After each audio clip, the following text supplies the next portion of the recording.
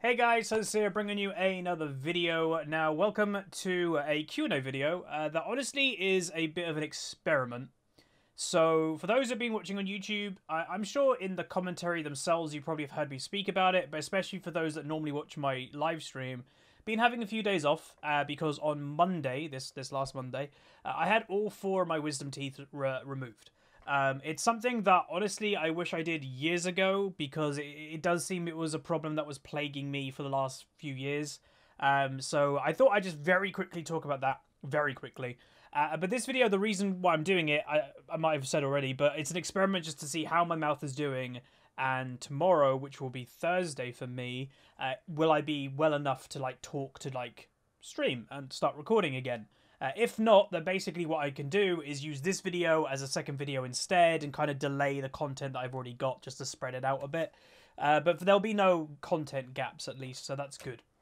So, wisdom teeth. So just to say, yeah, I think I've had this problem for, I'm going to say, roughly 2 to 3 years, that ever so slowly your wisdom teeth, and again, this only affects about half of adults, by the way, your wisdom teeth, or molars, I think Americans call them, the ones right at the back, they slowly start coming out your gum. And obviously, when you're an adult and you're not used to teeth coming out your mouth, it's very, very, very painful.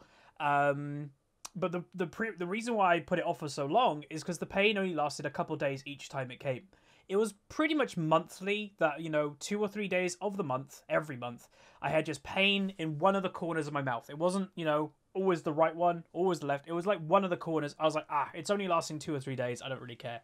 Well, this lasted probably for the past 2 or 3 years, causing a lot of headaches, a lot of pain, but I was like, it's only for a little while. But the most recent time, and what changed this time, all 4 corners kind of activated at the same time. So instead of just having, my bottom right hurts this time, or my top left, all 4 were crying at the same time. I was like, okay, I need to get this sorted. And I went to the dentist, and within 20 seconds of them looking into my mouth, I'm not even exaggerating, they're like, yep, all 4 of these need to come out. And within that meeting, it took about a week or so later, maybe 2 weeks from there, to finally have my appointment to get them all removed. It actually might have been 3, because my dentist didn't actually do wisdom teeth removal, so I had to get referred to another dentist. It was a bit of a mess, but we finally got there. The surgery / operation, whatever you want to call it yourself, it was a lot more basic than I expected. I wasn't knocked out. It was just local anesthetic to the areas, which means, after I was like a swollen balloon for a few hours, it was very hard to drink and eat, but it did eventually go down. But, I was fully awake and I had my eyes open and, you have these people in your mouth and that. It's a lot more barbaric than you thought. My friend Kirby was joking, they're going to have like a hammer and chisel. Honestly, it wasn't that far off. I'm not even kidding. There was this big, stick that he had. He put it in my mouth, and he was just, jamming it, in each side just to kind of, loosen the tooth from what I thought was happening. And then eventually, he just got, a prong, went in there, and I think, again, everything was numb, so I was kind of going off sound what he was doing. He got, a prong, went over the tooth, and just yanked it out, more or less. Again, it would probably be a lot more technical than that, but that's kind of what it felt like. And it went a lot quickly. It went very smooth. It only was about 25 minutes to 30 minutes for all 4 to get removed. He said it was pretty successful.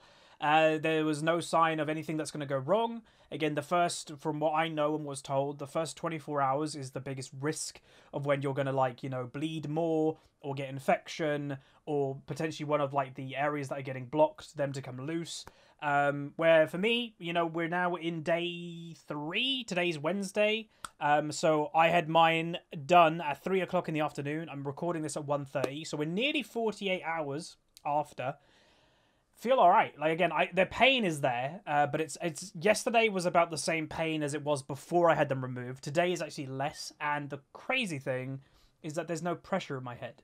So for the past, again, months, maybe years, I've had a constant pressure in my head, not being stressful, a pressure, a physical, you could feel pressure happening. I think it was the wisdom teeth. Again, from the research that I did, wisdom teeth can affect your sinuses because, I always have mucus and that. I used to throw up every morning. They affect headaches constantly. So in the 2 days that I've woken up, I haven't thrown up once. I haven't felt ill once. The headaches are just related to the pain, not the pressure that I've been feeling. I can't describe it any other than that. So, for me, grand success. I've had some people message me saying, should they go get it checked out? Again, it doesn't hurt you to check them out. It was kind of funny, within a few days of me posting about my wisdom teeth, a couple like league pros are getting theirs done too. So what the hell, everyone's getting theirs done. But yeah, like again, it's about 50-50. 50% of adults will get affected quite badly by their wisdom teeth, 50% won't. And that doesn't mean like 50% just their teeth never come through. Your wisdom teeth could come through, but you just have no issues with them. It's like 50-50, and there's nothing you can do about it. It just happens. But there you go. There's the update. I should be recording. Again, you can kind of tell. I don't know audibly if you can tell, but it does feel like occasionally my tongue is like getting tripped up in the inside of my mouth. The reason for that, by the way, is I'm being very careful to keep my tongue central in my mouth. The worst thing, or one of the worst things you can do, is like go to the wounds with your tongue and kind of like touch them, because obviously you could make it come loose and stuff. So I'm being very central, which is a bit weird for me because my tongue normally goes all over the place.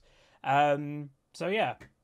Anyway, now we can finally get into the questions, which I'm sure most people waited. I probably would have put a timestamp up for those that wanted to skip the update. But again, for those that are wondering how much it was £800. I do private because the NHS in Britain's really bad. So if you did it off the free healthcare in Britain, you could get it for free, but you're probably going to wait over 6 months.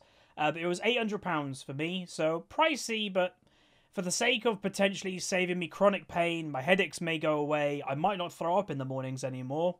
I think it's a pretty good deal, so I'm fine with that. Right, we're going to start out on Twitter. So here we go. Will you attend wait a minute.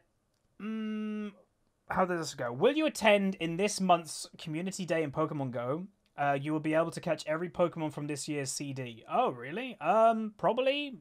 I'll be honest, since Pokemon Let's Go has come out, I haven't really played much Go. But obviously, the reason why as well, I haven't really been out that much because of the mouth. You know, before I got them removed, I was in pain, so I didn't feel like going out anywhere. And now I'm in kind of recovery, and I'm just kind of trying to be the perfect patient. You know, not kind of letting risks happen and stuff. But maybe. I don't know when it is. I didn't know that was a Community Day that's happening. But I do need to get Charmanders, because I haven't even got my Charizard on Pokemon Go yet. It's ridiculous. I do have it on Let's Go. I have completed that game, and I've caught... Well, not completed. I've done the Elite Four. I've caught 150. No, caught 100 out of 150 so far, so it's getting there. If you could go on a day out with any league champion, who would it be and why? Oh, that's a weird question. Again, I always find it weird when people are trying to put like reality with like made up stuff. But I guess if you just purely go off, like, again, this obviously is stupid, but if you just go off like their personality and maybe like what would you learn from them, I guess, because I know there'll be some kind of weird people kind of going, oh, I'll go with Misfortune because no. Who would I go with? Like, probably one of the inventors, because they would probably actually be interesting. You know, if you asked me this question, who of, you know, in anyone in the world ever would you wanted to spend a day with, it would be one of the great inventors in history, like Leonardo da Vinci and Einstein. You know, one of those, because they would probably, you'd get a lot more from them. Stephen Hawking, I guess. I did see Stephen Hawking once, because he did live in Cambridge, is where I live too. So, but yeah, probably one of the inventors in League. So, I don't know, Heimerdinger, Victor, Jace, one of those. The MMR for new accounts used to be Silver 4, or around that. Do I think they'll keep it that way? It's hard. There's been no confirmation. Possibly, yes. I'd probably say yes, because the reason why, and again, for those that don't understand, why are they implementing Iron? So, without trying to offend people, Bronze 5 and Bronze 4 in League of Legends is very bad. I watch games very regularly on the stream called Salty Timo. Not sponsored, but it's a stream that highlights Bronze 5 games. It's very, very bad quality, and I wouldn't even compare the average Bronze 5-4 player to the Bronze 1 player. Like, they're actually very different. So why Riot are doing that? It isn't to make people lower rating on average. It's to just separate those players more. It's to be like, okay, these Bronze 4 and 5 players, they're going to have a whole division themselves called Iron, and we'll spread them around in there. Bronze players, like Bronze 3 to Bronze 1, will now be Bronze, and Silver is more or less going to stay the same. So yeah, like I do think it will be probably still around Silver 4 is where the a new account will probably be initially. I think it just makes sense. Someone's saying, Any tips for staying motivated to go to the gym? You just can't get into it and therefore stop going. It's so boring and lame. Well, that's obviously your problem, is that you're doing it probably for the wrong reason, I guess. So just to kind of say my own thing, I haven't been going to the gym recently because of all the issues, and also with busyness. November, December, I think I've said it before, but November, December are the most busy days for YouTubers of the year. It's where, literally, I'm not even kidding, you could double your income in 1 month, but the caveat to it is in January and February, your income is halved. So you really need to maximize your November, December so you don't have an absolute dreadful January, February, like, to level it out. So with the time issues, the pain issues, I just personally haven't been to the gym. And I do still weigh myself, not every day, but I weigh myself every few days. And I've put on a grand total of 2 pounds since I've stopped going to the gym about 3 or 4 weeks ago. So that's not that bad. And again, I'll be honest, I've been a bit naughty. I've been having ice cream and that to help with this. I've been having cheat meals a bit. So to only put on 2 roughly pounds, I'm completely fine with that. I'll be definitely back in the new year. I don't think I'm going to have time for the rest of the year with, you know, it's not just how busy I am, it's also recording content in advance again. So when I go on Christmas break, there will still be content when I go away to meet family and stuff. So I need to record a lot of stuff. So I just don't have time. I hopefully will go into the garage a bit and do exercises there because we do have like a mini gym set up. But the motivation comes with what you want. For me, it's linked to kind of self-worth, but that comes from me knowing what I used to be. So I used to be incredibly in shape. You know, if you're a long-term viewer, you know this. I used to be incredibly in shape, was a A-League football champion, was a county athletic sprinter, did a lot of stuff, and I had to stop playing sport due to something called Osgood-Schlatter in my knees. And, you know, you used to not be able to pinch fat on me. So I went from somebody that had, like, you know, the whole six-pack, not pinching fat, incredibly strong, high-level sport, to then a doctor telling me you can't play sport anymore, which, again, I know some people go, oh, don't just listen to doctors. Basically, Monday mornings after game day, my game day was Sunday. Monday mornings, I couldn't walk for a few hours in the morning. My knees, which were affected by Osgood-Schlatter, got that stiff and painful that I had to, like, stop going to school sometimes on Monday mornings because of sprinting on Sundays and playing football and stuff. So for me, it was really bad, and it took a few years for my knees to actually kind of calm down. So that's my story of why I stopped playing sport. But it also gives me the motivation of what I know I used to be in shape. I know what my body used to look like when I was in shape. So when I look in the mirror and I see what I am now, you know, I'm not crazy overweight. I'm under 200 pounds now, which, you know, to the average American is actually kind of, completely fine. In Britain, I'm still a little bit over. And again, that's not a dig at Americans. It's just the differences in the cultures, I guess. But I'm getting there. I'm only really about 20 pounds away from being what I would consider like completely average. And the last time that we just lost weight, a few months ago, I lost another 20 pounds. So I just got to do that again and maybe a little bit more, and I'm going to be okay. And that's the motivation for me, is to kind of get back to what I used to be. But that's where it's my motivation. You may never have been in shape. You may never have, you know, done this or that. It's just kind of everything that I hold, you know, in the past is that I used to be in shape. So I kind of just want to get back there.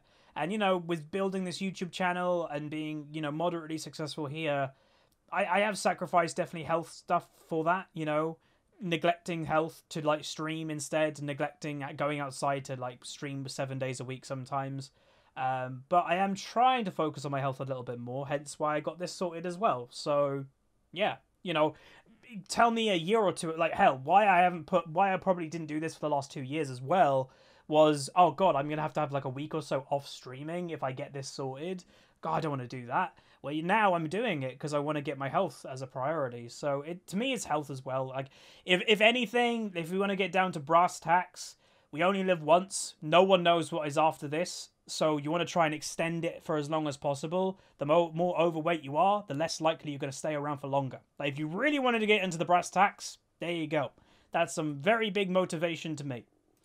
Alright, so next couple questions. Ever plan traveling to the Caribbean? Oh, hell yeah. I bet it would be really nice. I know people that have been. We have a family friend that spends 6 months of the year here, and he has a house in the Caribbean that he spends the winter there. So he's there now. Yeah, like, the Caribbean, from what I know, is very nice. I know a lot of people do cruises there. But it is somewhere I'll go. For sure. And I will say, apologies if I'm taking a drink, obviously. I'm sure people will understand in my current predicament. But yeah, I'll definitely go to the Caribbean one day. Next thing, next question. So we're going to jump over to the Discord now. Again, I'm not going to do a crazy long Q&A. Normally my Q&As, I think, are around half an hour to 40 minutes. We might do another 5 minutes, maybe 10 minutes at max. So yeah. What MMORPGs have I played in the past? Pretty much all of them, and I'm not kidding.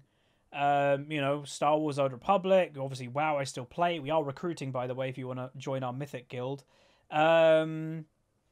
Oh god, what are they called? All the Asian ones that are on Steam, I've played most of them. Terra, WildStar, RuneScape. I had 3.99s in RuneScape. I played a lot of them. I like those games. Obviously, League of Legends takes a lot of time away, but yeah. Who is my favorite champion to play? Don't have a favorite. What was the first role champion you played?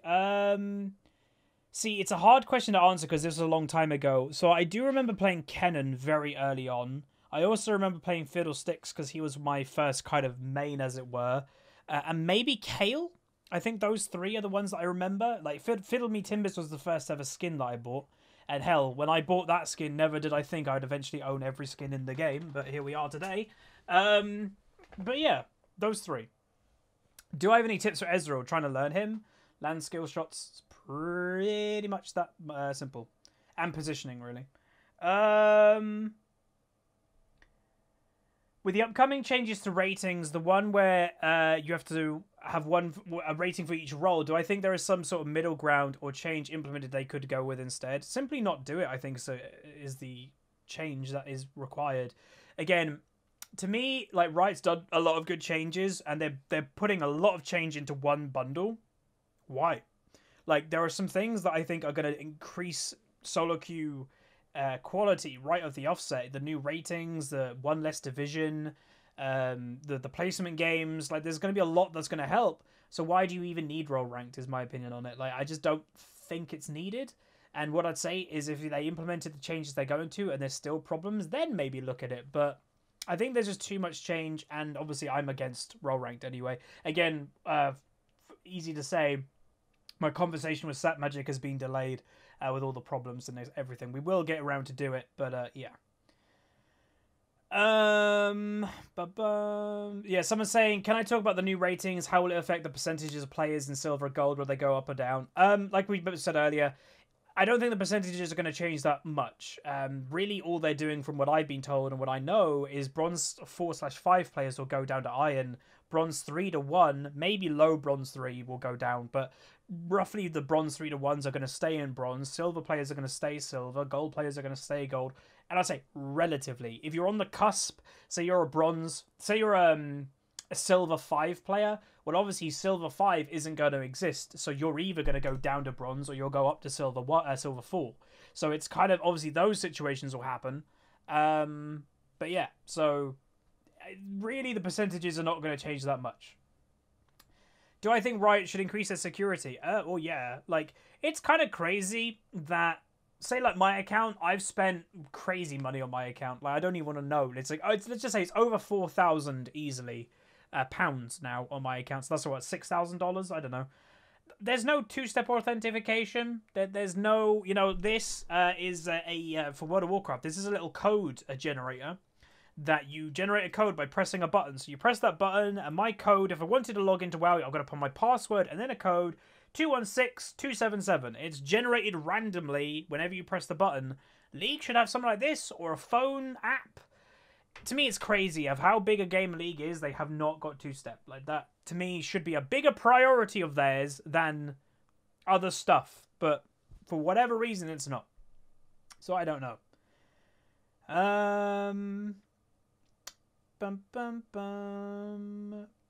What are my goals for Season 9 ranked?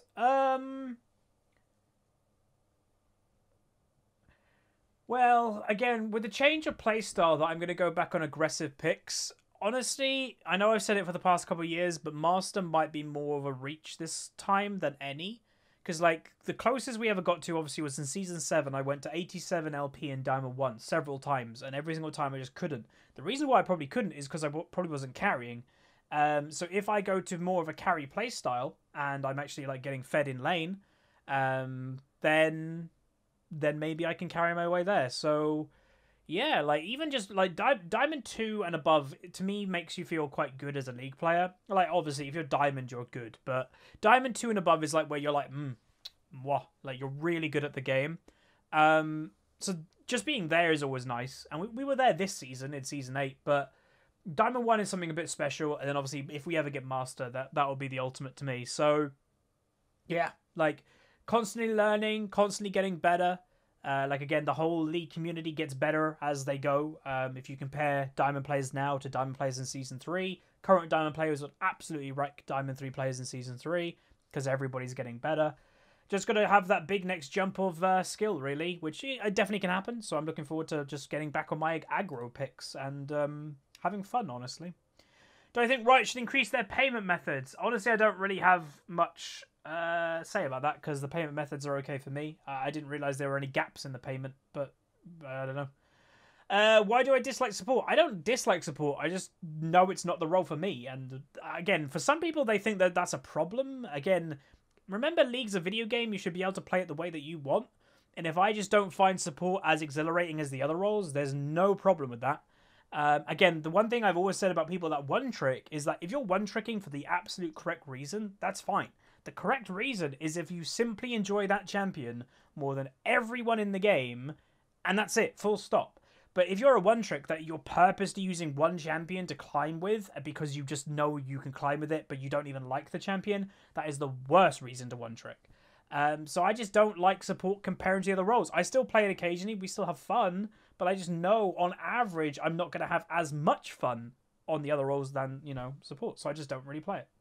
And to me, it's like, you have to have a certain mentality to have a very high impact of support, which you can. Like, just go watch Afromoo streams. Like, he carries by himself as support. You can definitely do it, but I just don't really have that mentality. It's just not for me.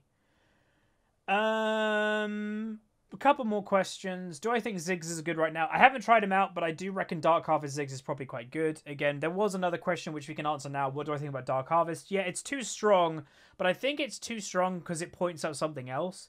It's too strong because it points out how many other runes are really weak. It's not the fact that Dark Harvest, I think, is ridiculously overpowered. I think it's just because everything else is really bad, it's just the best option to go. So you even nerf Dark Harvest to bring down Dark Harvest to the weakness of everything else, or you start buffing other runes. And again, Riot's classic is just nerf it. So I think it's good. I like the playstyle of Dark Harvest. And again, I've been told the rough number for Assassins to make Dark Harvest worth more than Electrocute is around 20 stacks of Dark Harvest. So if you're playing right now your Assassin picks, but you're not getting over 20 stacks of Dark Harvest by mid-game, so your late game is getting affected by it, there is no point going Dark Harvest. You should still be going Electrocute.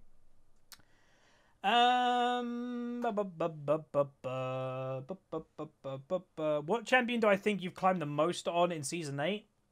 I guess I could just check the win rates. Again, it's the combination between win rates and how many games played, right? Because if you've got 100% win rate on one champion, but you've only got one game, well, you've only gained a little bit of LP. Oh, balls. They've already shown the preseason. Oh, I can go back. Here we go.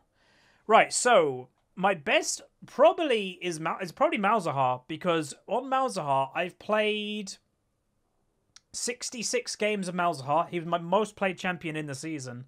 And I had a 65% win rate. So I was winning 2/3 of my games with with winning over 43 games. So probably Malzahar gave me the most LP. Other than that, my Yorick's got an 83% win rate in 12 games. So it's just the number of game difference, right? My Annie's 6-1. My Zilean's 100% win rate, 4 wins. Again, we will be doing a champion pool video, by the way. That I'll be looking at my stats from Season 8 and then my preseason stats, because those are being counted now when we go to make our pool for Season 8 properly, and that'll be closer to January and stuff. So, yeah. Cool. Alright, a couple more. If you worked at Riot, how would you deal with griefing, trolling, and toxic players? Also, how would you deal with these people creating new accounts once banned? Well, you can't really deal with that if you're having a free-to-play game. That's the point. And that's why being permed to a lot of people isn't really a punishment, because like, oh, go make another account. Like, to the people that know they're toxic, they just don't spend any money on League. A lot of them, again, stereotyping, a lot of toxic people are one-tricks. So all they need to do is buy that one champion. And even if they buy that one champion with Riot points, well, that's like a few dollars. They don't probably care about a few dollars to buy their one champion. They're toxic. They get banned again. The circle repeats. So how do you deal with it? If I worked at Riot, there's a few ways of dealing with it. Probably like 3 or 4 ways. First way is you don't do anything. You just leave it as it is. You kind of just accept that there's a lot of people that just like to ruin the game for others. That they're just not nice people. You can accept that. And that's what I think Riot, for the vast majority of the time of League, has done. I think Riot has accepted that they just have a toxic portion of the player base. Because if you start banning them, the player numbers go down, the percentage goes down, and basically what that does, sure, it may help the game have better quality, but basically what that does is to the shareholders of Riot or Tencent, who owns Riot, when they start to see player numbers going down because you're banning them, they say stop doing that. Because that's player numbers going down, and shareholders don't like to see the player number going down. Yeah, so 1, you don't do anything, which is what mainly Riot does. 2, you ban them more, which again, what I would probably do.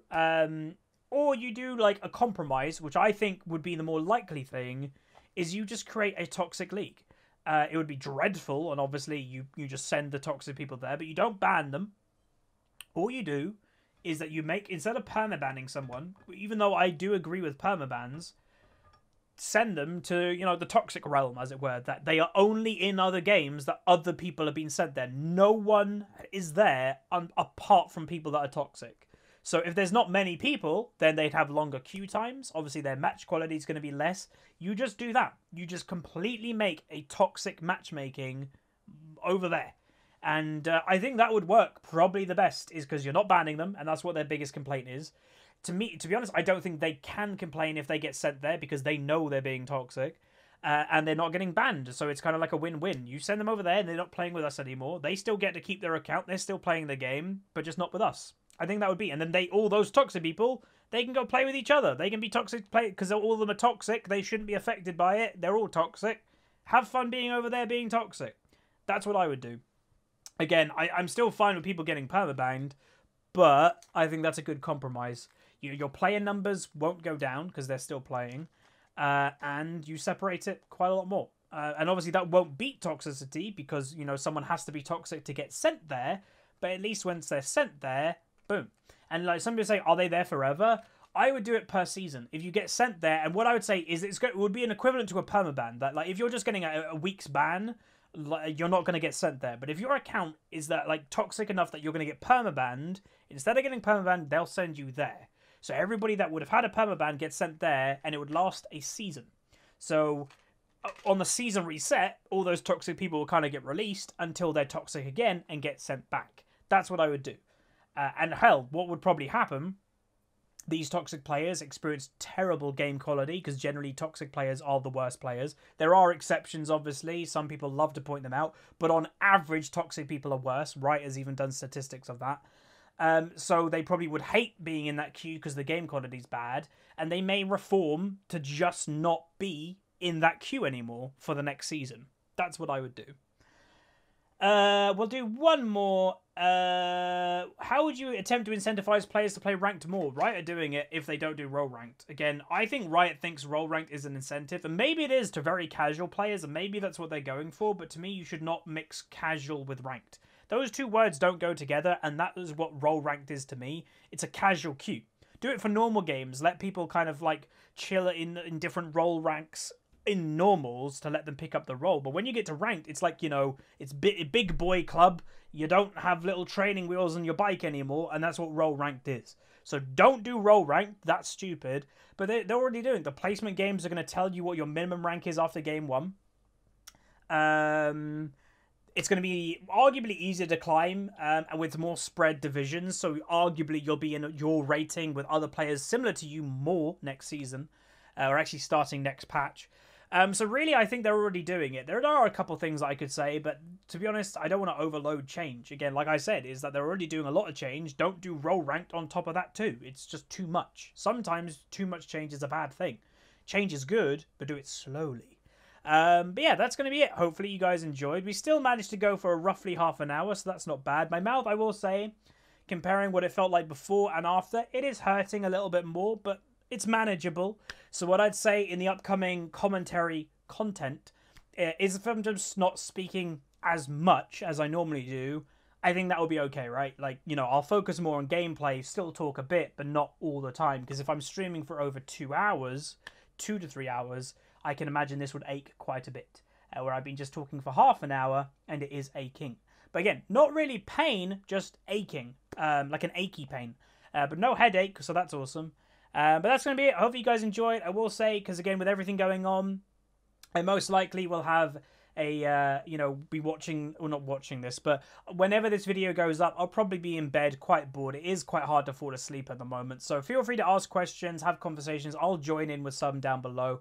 But yeah, feel free to ask anything. And always, if you want to contact me, you know, not publicly, because I knew there are some people that ask like more personal questions about their, you know, own life. And I will say, I'm not an agony aunt, I'm not an expert, but, you know, I guess feel free, you know, the Snapchat, Instagram, Twitter, I guess, my DMs are open, are probably okay. So yeah, that's going to be it. Like, subscribe. See you guys next time. See ya.